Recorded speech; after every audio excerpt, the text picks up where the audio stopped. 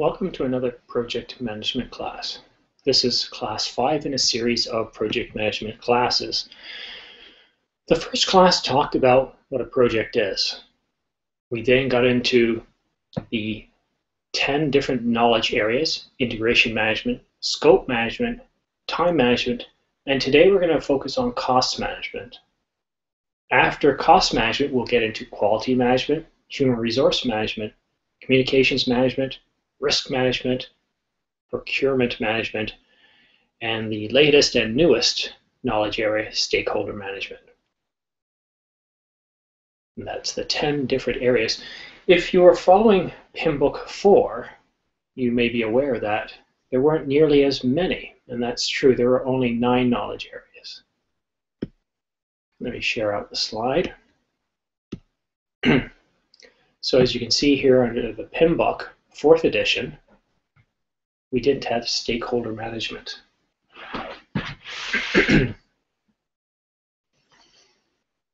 We'll do a little bit of a review today. One of the biggest things about project management is knowing exactly what a project management is. What actually a project is, what it produces, and the roles of a project manager.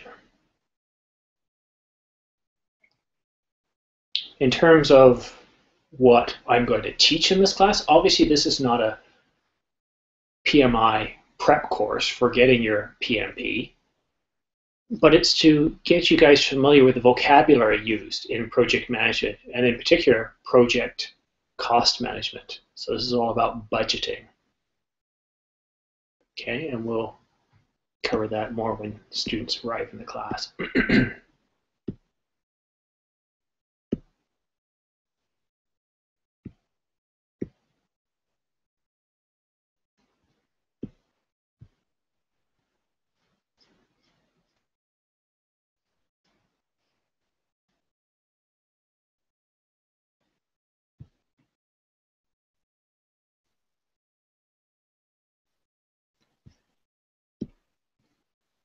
Hello, Raphael. Hello, Simon. How are you? Yes, me. I'm fine, thank you. And you? My throat's a little sore, so I need you guys to do all the talking today. Talking? Yes, I want you to do all the talking. Well, my voice isn't good either. Let me ask you a few questions. I know you've taken a lot of my project management classes. What do you look forward to most about this type of class, Raphael? Because I want to get acquainted with more of these technical terms about project management. I don't know, perhaps in the future, and I also like to do the PMP test, I think. Yeah, good luck with that. It's not an easy exam.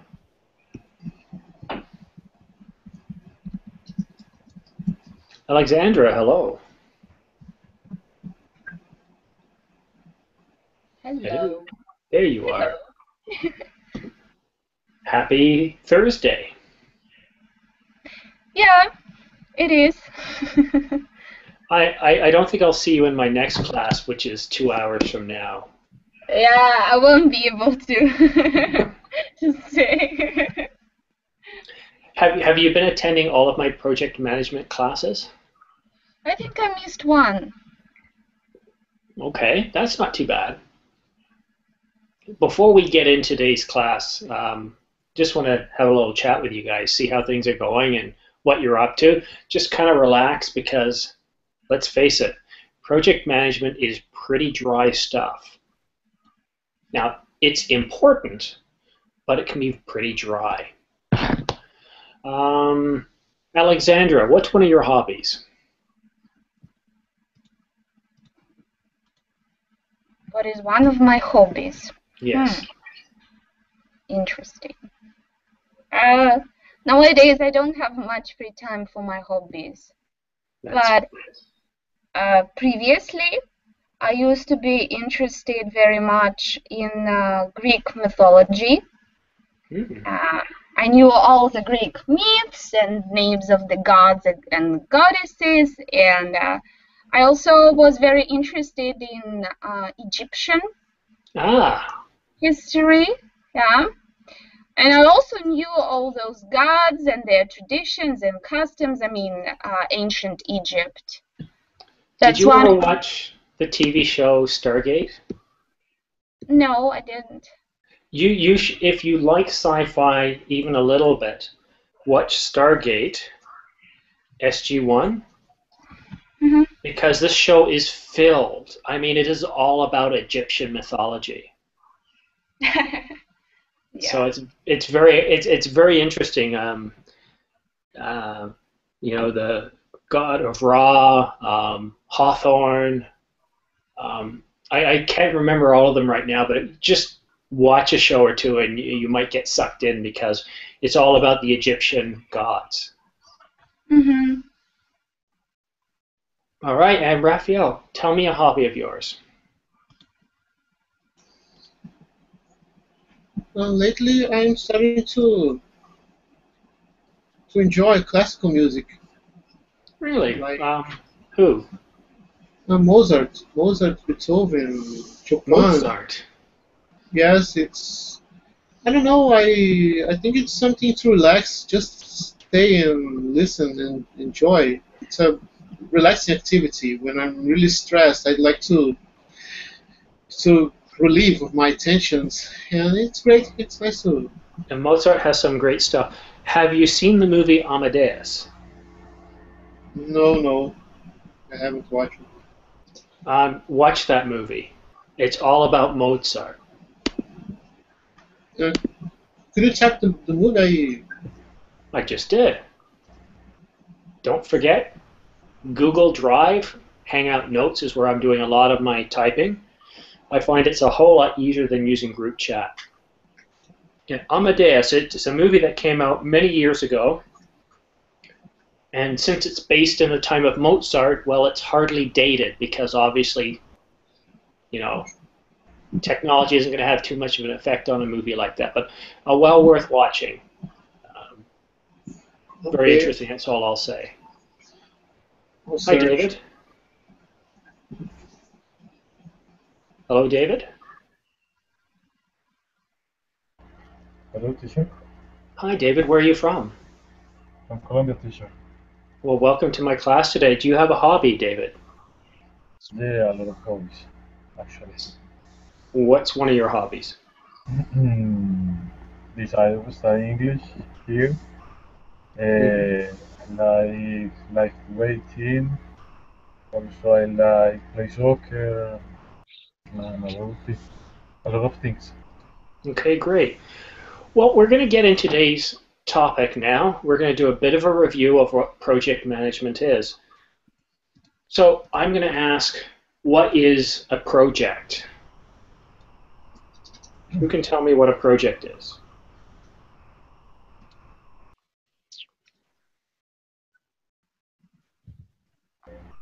It's a paper. It's a paper that you make for make an investment, a research or about an idea that can be that can be a product, make a product or produce a service, something like You that. nailed it. Service. You Goods said and idea, or result. that has an achievement and has a budget and has Well, a that's pretty well it. So you could produce three things. Remember, the terminology that I'm using comes from the PMI, Project Management Institute. So you can make it product, service, or result. Thank you very much. Now, can anybody else tell me something about a project? Hello? Yes, Raphael. Yes. Good night. Good evening. Here is night. It's 7 p.m. No, but usually if we say good night, it means I'm going to bed. If you say good evening, that's Okay. what we usually say. Good evening. Well, a project is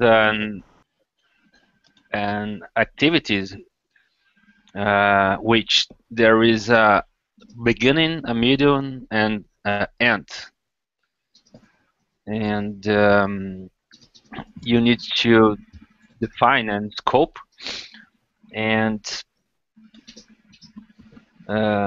finish to go these objectives. Okay, first of all, excellent. A project is a temporary endeavor, and what that means, it has, as you said, a start date and an end date. Okay, Yep. that's very important. We don't have to worry about having a middle when it comes to the PMI. It's all about having a start date and an end date. Okay. What about, is there anything else? So we can make a product, service, or result. It has a start date and an end date. It's temporary. Alexandra, what else is unique about a project? What else can you tell me about a project? Oh, what do I remember? I remember that we need to, I forgot the term. We talked about building bridges. And based on this example, we were discussing project management. So yes, we talked about endeavor, that this is an endeavor. We try to procure some result. Mm-hmm. We did an outline, and then after we had an outline, we had a blueprint, so a more detailed plan. We talked about project integration management. Excellent. What else? We talked about disagreement about those tiles. Well, let me ask you this. So that's good, you're covering off the different knowledge areas, but what about, we know a project has a start date and an end date, but how do we know if we're, let me see if I can give you a hint here, something to do with when do we know if a project is completed or not?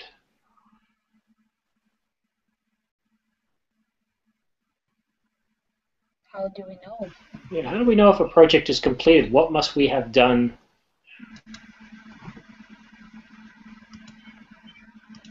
I don't remember.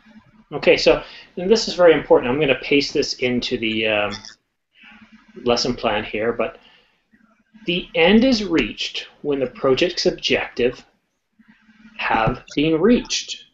Okay? So the end is reached when the project's objectives have been reached, or when the project has been terminated because the objectives cannot be met, or the need for the project no longer exists. For those of you just joining me who've never had me as a teacher before, what I want to do is draw your attention to the Hangout Notes. I'm going to share the screen here so you guys can see what I'm doing. But this is where I'm going to write down, I do this in every class. I take notes, I have you guys participate, and at the end of the class you can copy anything that's within these notes and use them as a review guide. Okay? So yes, a project has a start and an end date. It is temporary. It produces some sort of product, service, or result.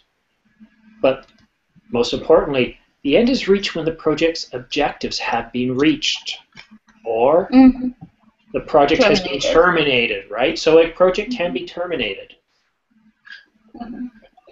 Doesn't mean it's a failure. Okay, I also want to share out a little bit of background we're spending more time on background this week because project cost management doesn't take us a lot of time. So again, if we follow the PMBOK, which is the Project Management Book of Knowledge, that's what PMBOK stands for here. Okay. This is essentially what you must understand and know if you're going to become a project management professional. Okay. Everything I'm teaching you guys is from the 5th edition. It was released last year, and what's important is it has a lot more processes, 5 more, and an extra knowledge area. So, first class, we talked about project management. Then we talked about the first knowledge area, which is integration management. This is all about starting a project. Okay. Then we talked about scope management. And who can tell me what scope management is about?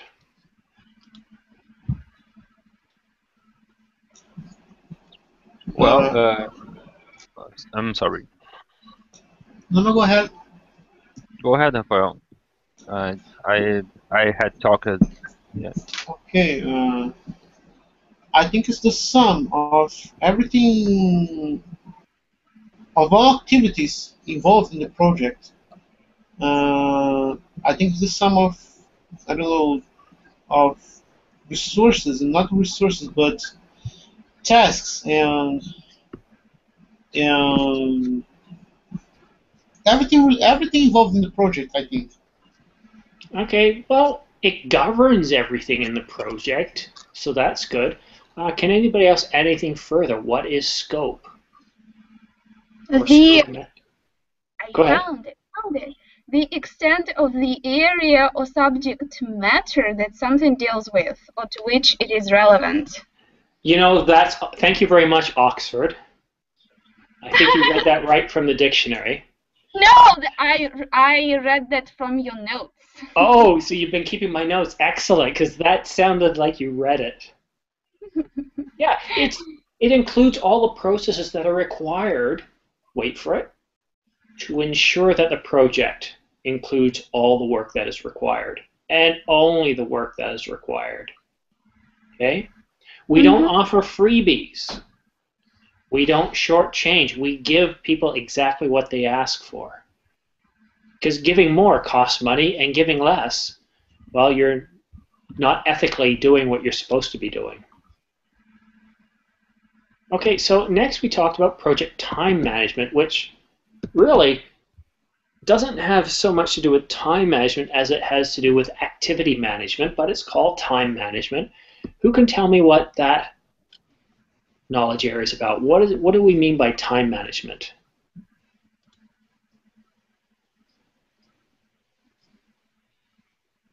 David.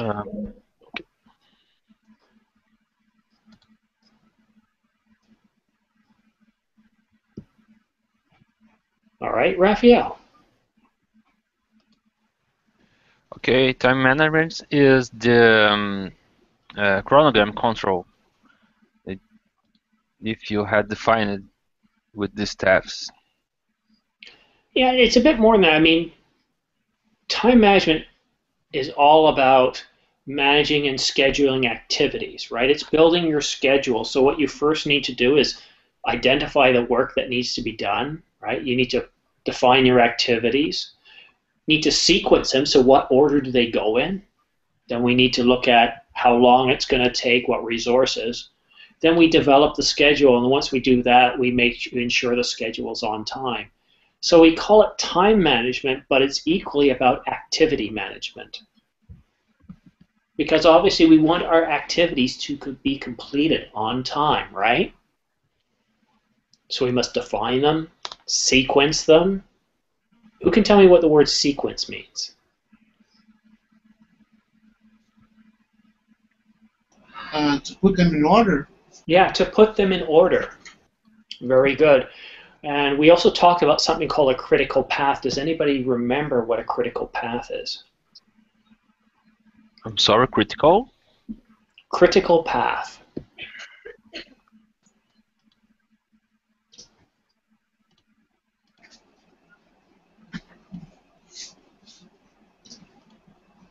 I think it's the path. I think it's the path in which all activities need to be completed in order to before starting the following activity. The previous activity must be must be completed before starting the new one. So I think it's something like this. Yeah, and I also showed you guys a diagram before to help explain a critical path. On a project, we may have more than one series of activities. The critical path, though, is that one path where we do not have any free time. We complete one activity, we must start the next. If any activity is delayed, we will delay the project. Okay, let me see if I can find that diagram. Might be on the other computer. Oh, here it is. I just found it again on the web. So let me just pull it.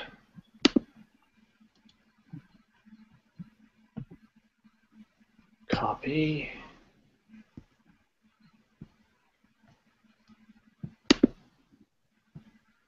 Paste.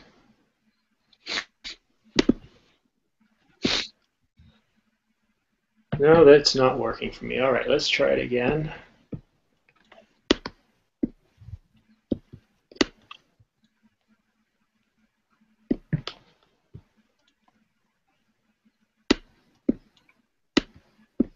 Oh, why don't computers like to cooperate sometimes?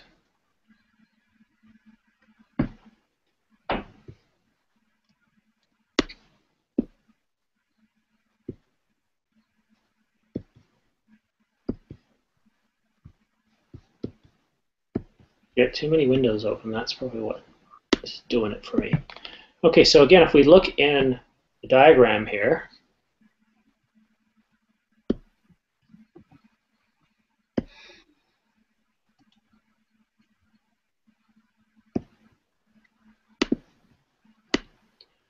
so in this image here,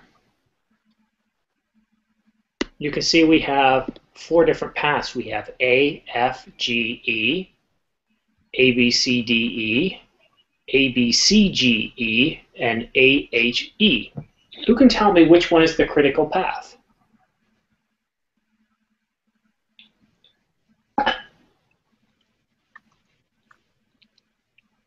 It's right there on the screen. The answer is given. Is the red line, A, B, C, D, E. Yeah, and why is that the critical path? What is that? Sorry. Well, look here. There's absolutely no space. When one finishes, the other one starts. Okay? If there is any delay here, it will cause a delay in the project, whereas if there's a delay at F, not a big deal, right? It's like when you produce, for example, a car, you can have a delay in the process because all the process will be stuck. Yeah. All right, well, let's go back to today's lesson. Today we're going to focus on project cost management. Can anybody guess at what project cost management is all about? Yeah, I think it's about if the project is a good investment. It's part of it. Yeah, Yeah. And what is the quantity of money that you have to invest or make it? okay, so how much we invest. What's one of the first things that we need to do if we're doing cost management? And let me read a little bit for you. Project cost management involves or includes the processes involved in estimating, budgeting, funding, managing, and controlling costs and this is important here, so that the project can be completed within the approved budget. Raphael, so if I'm going to ask you to create a project for me, and I say, you know what, we've got $10 million. I want you to go ahead and install a couple of transformers at our new,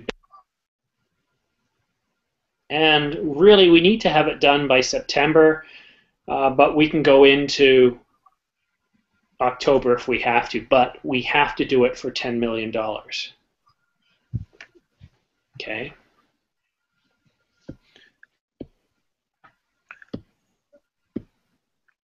What should we do if we've got this project, Raphael, and we've got $10 million?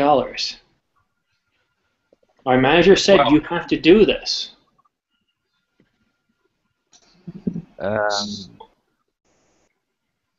I would take some contacts with suppliers and partners and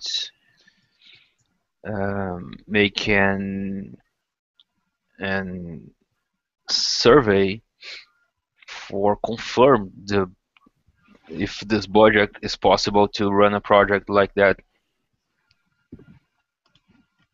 Yeah, so I mean, this is part of planning. When we plan our budget, we have to do some estimation. You telling me you've only got $10 million doesn't mean it can be done for $10 million, does it? Okay.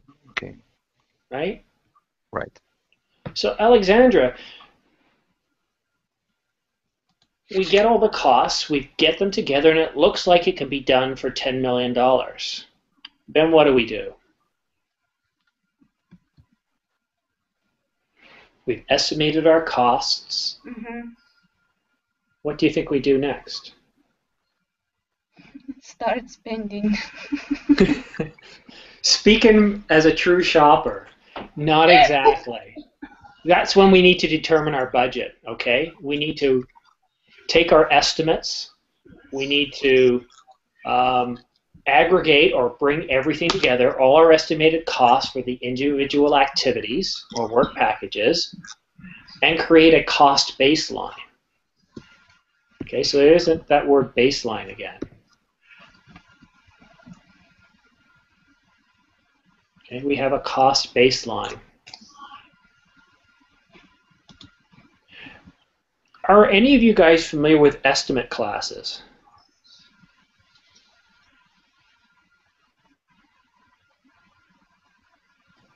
Okay, I'm going to pick on somebody. Raphael, who hasn't been speaking in a while. Raphael with a PH in your name. Raphael. Okay. Do you know what an estimate class is? Estimate? Estimate class. No, I'm not really sure about what it is. So let me ask you a question. I've given you $10 million to install some transformers in an electrical base station, and I've said I've got a $10 million budget. Now you go out very quickly, you estimate your costs, and you bring your budget to me. Do you think that's going to be a very, very accurate budget, or is it just going to be a first pass?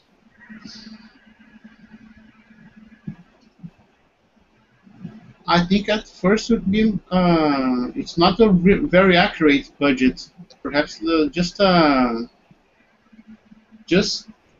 first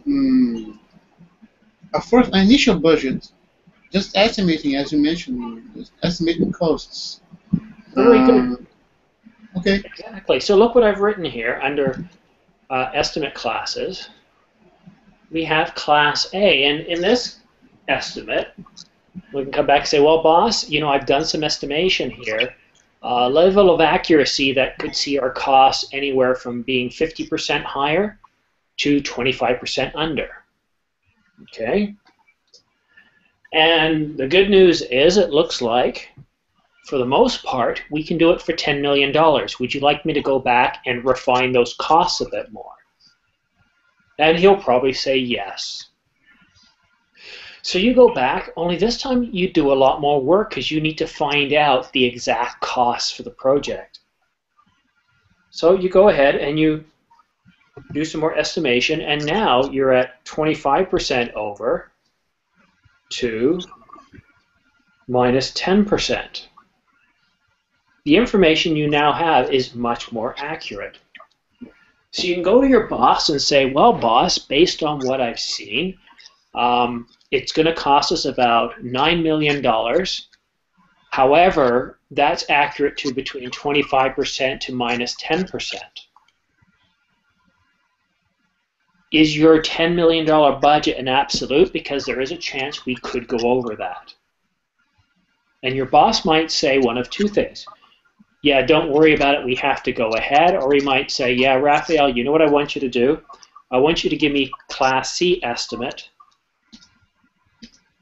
And in this case now, you're looking at something like an over budget of 10% or an under budget of 5%. So we're getting very accurate here. Now, a Class C estimate may take a lot of work, an awful lot of work. Also, something else is very important to know here, guys. Each organization that follows estimate classes may use different numbers. It might be plus 100 on the first to minus 50, plus 75 on the B. You know, it can vary. The point is, Class A is the most inaccurate estimate, and the Class C is the most accurate estimate.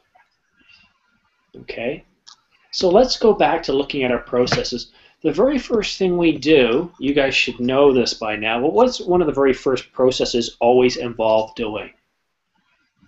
Before we do anything, we must what? Starts with P. Plan? Yeah, plan. And what are we planning in this case? The cost, the budget. Cost management, right? So we plan cost management, right? And then, of course, we talked about we need to estimate, right? And what are we estimating? We're estimating our costs. So as you can see above, one way to do that is using estimate classes. It sounds fancy, but it's just a way of saying how accurate do you want the information. Why do we do this? Well, let's assume we only have $10 million for this, no matter what's happening. And we do our Class A estimate, and it doesn't look like we're going to be able to get it done on budget. Then they might kill the project there. Now's not a good time for it. Okay, it depends on how accurate we want our estimates to be. And then, of course, the third process, and we've already talked about this, once we estimate our costs, what do we come up with?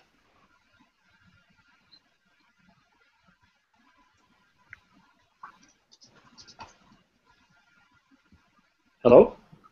The time? This is cost management, so what do you think it is we need at this point? I've already used the word. Determine what? The baseline? Not baseline. Budget. Yeah, the budget. Remember, this is all about cost management, right? So good news. You guys have been approved. The budget has been approved.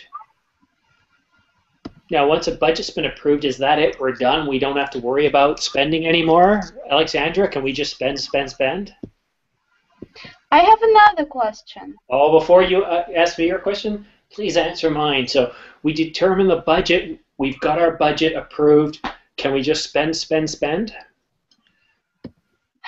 Judging by your intonation, no. That's right. What else must we do?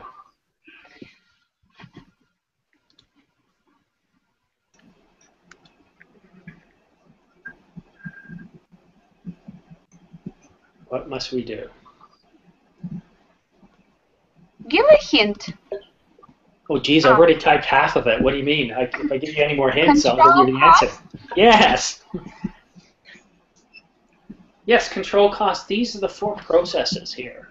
So again, we plan our cost management. How are we going to go about doing our estimates? What are our estimate classes?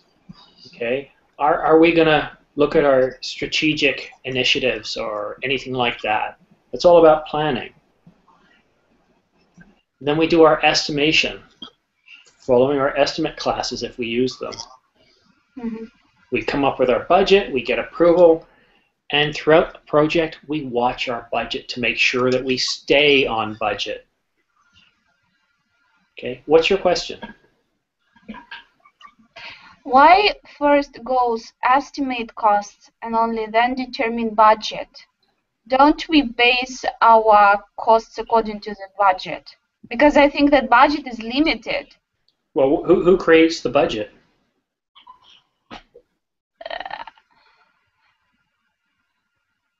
I don't know. I think that first we have budget, and according to our budget, we take action. So we plan the costs. Yeah, but the real world doesn't work that way, does it? I don't know. Okay, so Alexandra, I'm going to give you $300 to come fly to Canada to take a class. Does that mean you're going to be able to buy a plane ticket for $300? I don't know how much the plane ticket costs for Canada. Exactly. If you don't first do some planning and estimation, how do you arrive at a budget? Okay, so let's, because this is kind of important here. In the corporate world, when it comes to budgeting, we don't do this. Let's make it $1 million for Raphael, and I like David. Let's give him $10 million, and Alexandra, she gets nothing this year. Yeah, that's how we do it. Now, what usually happens is departments, business units, they get together, they look at their projects, what they want to get done, they prioritize their projects based on the corporate strategy. Then they have a prioritization of these projects. Then they do some cost estimates. They figure out how much are these going to cost. And then they write a budget. It goes to their management. Management looks at it and says, nope, you're only getting 75% of what you're asking, or 50%. Then we go back and we look at the money we've been given, and we determine which projects get cut. That's how the real world works. Most of the time. There are cases where there's fraud, where people spend, and don't worry about it. But that's usually how it's done. Does that make sense? Okay. David. Yes. So we've been given approval for the project, we've started the work, and we decide to go to market with a request for proposal or a tender requesting transformers. And guess what happened over last year? Prices went up. There's a shortage in copper or iron or some other metal, unforeseen costs, and prices have gone up 10%. So what should we do? Should we just go ahead and buy them and say, oh well? Okay, in this case, like the budget is limited, so maybe we can find resources from Maybe we can find resources. From maybe bank, from a credit. Okay, so that was very interesting. Maybe we can find resources. Okay, good. I like that. We might. Raphael's. So we know it's going to cost us another 10% more for the products we were going to purchase. What do we do? Well, maybe um,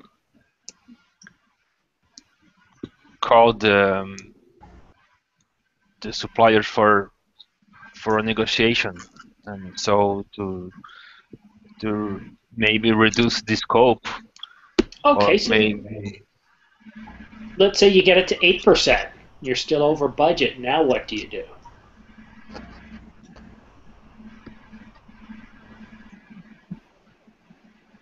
Simon, but when you're estimating the cost, I think we should uh, predict this raise in the price, or no? Is it wrong? Well, you can predict a rise. You base it on inflation. You can use a calculation, but if some extraordinary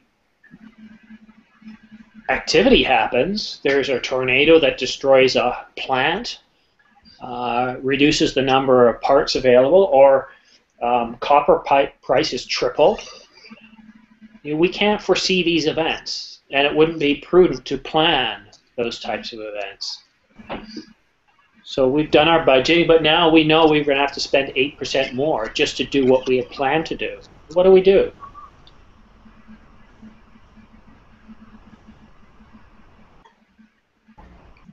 Alexandra, what do we do? No idea. Okay, which process, there's 4 of them there, which process do you think might cover this? Control? Control costs, yeah. Raphael, so you said control costs. Well, what do you do now that you've found out the prices have gone up 8%? What would you do?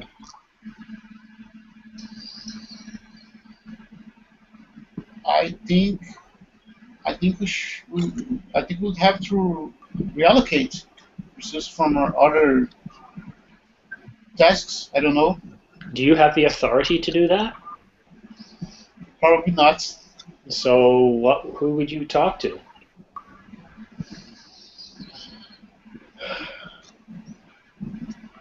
I don't know. Well, something has to be made in order to get this project done. So, Well, here's what I would do. I'd write a memo or a briefing note. Depends on your company what you'll do. Maybe it's a report, but we'll call it a memo or a briefing note. One of the first things you do is give a bit of a background. At a high level, what is this thing about?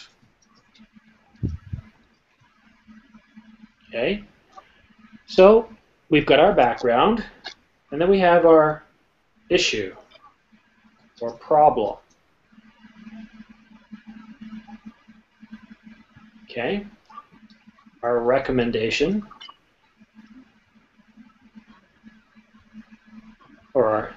and then our options. Okay, so what is this thing about here? Well, power transformers. Okay, what is the issue? Unforeseen materials or cost increase due to materials spike. Okay, you would have a lot more there, and under your options you would say accept cost increase of resulting in budget overrun of amount. It could be option 1, option 2. Cancel project until next year. And another one might be borrow from other. Okay. Now you notice how I put the recommendation before the options? Because usually management doesn't want all the details first. They just want to know what's the background, what's the problem, what do you recommend? And then you can get into the options below. Okay, you don't make the decision. Oops, material prices have spiked. Well, we didn't foresee that happening. For example, who foresaw the tsunami hitting Japan? Or the floods in Thailand wiping out the hard drive manufacturers? We couldn't have foreseen that, but it happened. So as a project manager, you've done your job. You've identified the issue. Cost increase of 10%. However, we were able to negotiate down to 8%. These products are essential for completing this project based on the initial scope. We can accept this cost increase, which will result in a budget overrun of around 5%. We can cancel the project until next year's funding is available, or we can borrow funding from other projects. 3 different options. And then, of course, your manager or the sponsor will say, go with option number, what have you. Okay? See, that's the thing with project management is you as a project manager don't have a lot of control. And that's okay. But what you do need to do is when issues pop up, this is all about controlling costs. Same with activity or time management. You must control the schedule. Scope management, you must control the scope. It's monitoring. You're doing a lot of monitoring to make sure that things are going to be on time, right? So remember I talked about this in the first class? Budget, scope, schedule. These are the 3 things you must manage. You want to stay on budget, on scope, on schedule. Now, if our budget increases, well, that could have a very definite impact on scope or schedule. We're looking at, look what we're talking about here. We're talking about canceling the project or borrowing money from another project. This could just this discussion alone could cause a project to be delayed until we have an answer. In some companies, that could take 3 months before you get an answer.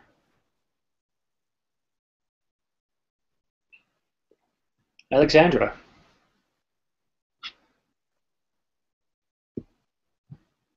Alexandra. Yeah, I'm here. Yes. Any words that you've heard today that you would like me to define or explain for you?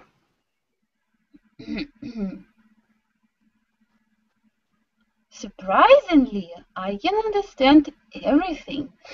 Awesome. What about you, Dave? No, teacher, it's okay. Okay, Raphael 1 or Raphael 2? I'm not used to having 2 Raphaels in the class. So Raphael with a P or a PH or Raphael with an F? Any words you would like help with or concepts?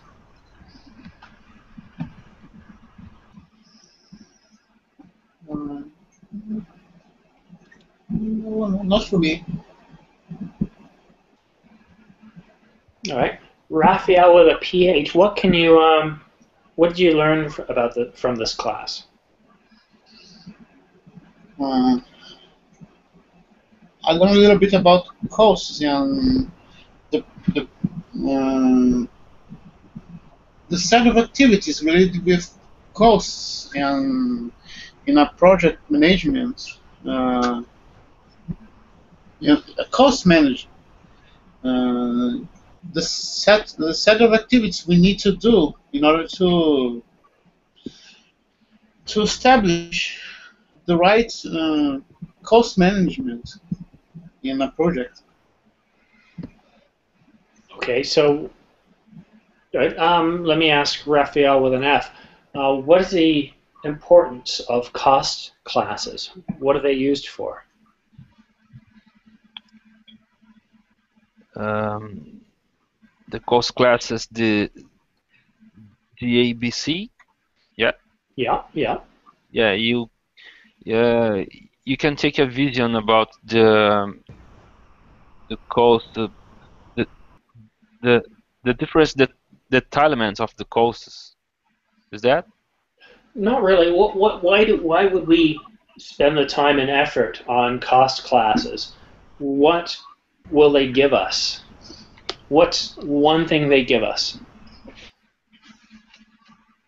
A vision of the cost, and you can detail better. For example, the class C, you can make a deep analysis of the costs. Okay, in-depth analysis. So what it gives us is accuracy, right? Sorry? It gives us accuracy. Okay. That's very important. This is all about accuracy.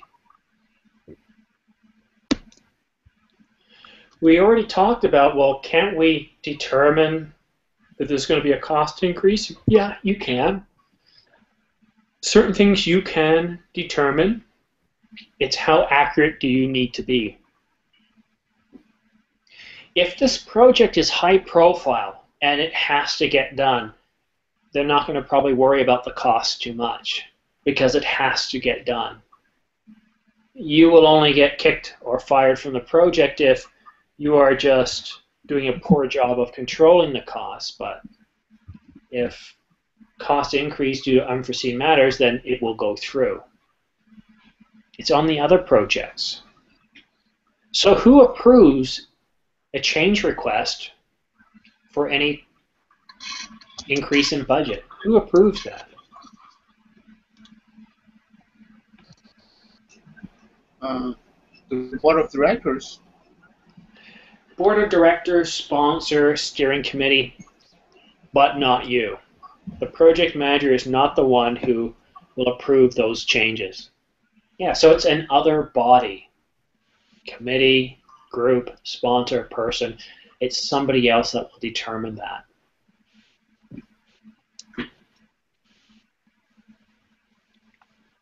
All right.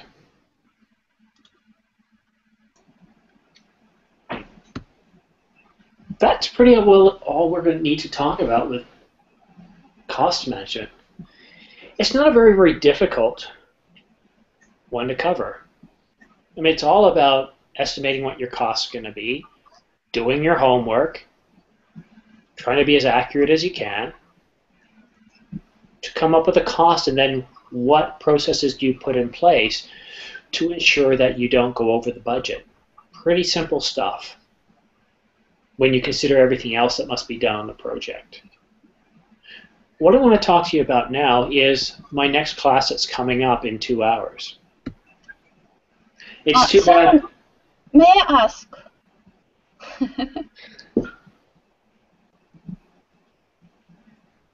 Do I understand right? Material spike.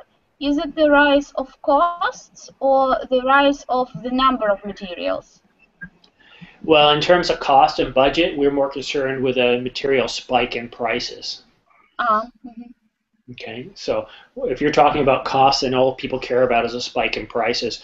If you're the guy actually mining it out of the ground, well, then you're concerned with the flow of material. Right, so at 9 o'clock my time, or 2 hours from now, I've got a very unique class. Well, it's not so unique. I've taught it before. You guys work for Apple or Samsung. You're about to release a brand new smartphone, and you're sure it's better than the competition. And what you guys have to do is convince me why I should buy your company's new smartphone. It'll either be an iPhone or it'll be the Galaxy class. We're talking about the top-of-the-line flagship smartphone for Apple or Samsung. It's kind of like a debate, only you don't argue with others. You have to do some research and try to convince me that yours is the best. And that's what we're going to do in the next class. We'll talk about what goes what goes into marketing a product. How do you convince people that yours is the best? Okay, all that coming up in 2 hours. I hope you guys can join me for that. Alexandra, I understand if you can't make it because I know it's very late. Yeah. However, tomorrow, I do have an early class in the afternoon. It's on presentation skills. And this is where I teach you how to present. It's all about public speaking. And after that one, I have a class on pronunciation. So that's the next 2 days. All right, I've got 4 minutes left, and I've got nothing else to say. Do you guys have any questions regarding today's class or project management in general? No. Really? Raphael, how about you? It needs time to think everything over. Yeah. Cost estimate classes takes a little bit of thinking. On a large project, it makes a huge difference. Huge difference. And the amount of work that's involved. Okay, so you might be calling somebody, you might want to find out what is the cost of transformers. And, well, that can depend on so many things, on how much business you have with a company. It might depend on when you need them. You need them right away, well, that can cost you more than if you're willing to wait a year. And Raphael, I'm sure you are aware of this, but transformers from when you order them can take at least 6 months, can't it, before they're delivered? Yes, depends on the power, depends on the application, and some characteristics we need to we require. It could last on this amount of time. And where are these things usually made, transformers? They're not they're not made here in Brazil. Some of them they are built elsewhere in other countries, and we just import them. The Germans make a lot of them, don't they? Yes. Yeah. Same in North America. If we were to have a power outage, or let's say the sun shorted out our transformers, it could take us literally months to years, depending on how many were shorted out, to replace them. Right, Raphael? Yes, because we're not only buy the transformer, we need to buy the whole contract of maintenance and replacing accessories and things related. Yeah, it's people like Raphael that keep civilization going, quite literally. So, well, guys, we've come to the end of another class. Like I said, in the next class coming up in 2 hours, it's all going to be about marketing. This should be a lot of fun. I hope to see you there, and if not, I'll see you guys tomorrow. Thank you. Okay. You're very welcome. Simon. Thank you, guys. Bye. Bye. Bye now.